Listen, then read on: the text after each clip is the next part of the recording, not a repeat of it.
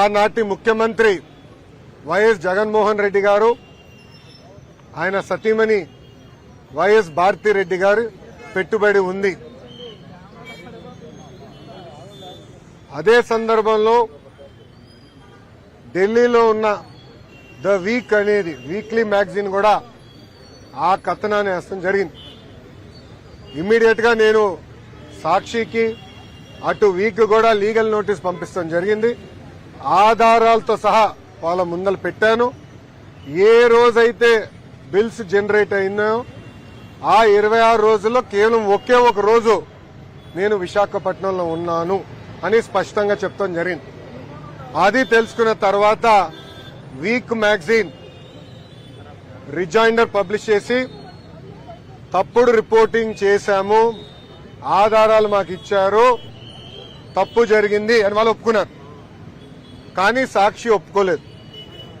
అందుకే నేను ఆనాడు 75 కోట్ల రూపాయలకి డిఫమేషన్ సూట్ వేశాను. దాంట్లో భాగంగా 75 లక్షల రూపాయలు నేను కోర్టుకు కూడా ఫీ రూపంలో చెల్లిస్తాం జరిగింది.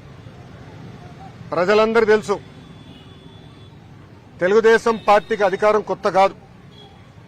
చంద్రబాబు నాయుడు గారు పదే పదే మాకు చెప్పారు, ప్రజాధనాన్ని మిస్యూజ్ మీరు చేయొద్దు, సింపుల్ గా ఉండండి, ప్రజల దగ్గర ఉండండి, ప్రజలకు అందుబాటులో ఉండండి అని పదే పదే చెప్పారు. ఇక్కడున్న మీడియా మిత్రులు కూడా తెలుసు, గతంలో అంటే 2017 నుంచి 19 నేను మంత్రిగా ఉన్నప్పుడు కూడా నా సొంత వాహనాలే వాడుకున్నా.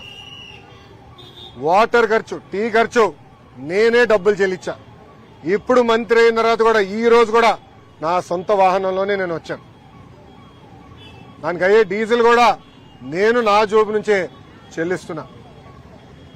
ఒక కప్పు కాఫీ నేను తాగను, ఒక బాటిల్ నీళ్లు నేను ప్రభుత్వం నుంచి ఏనాడు తీసుకోలేదు.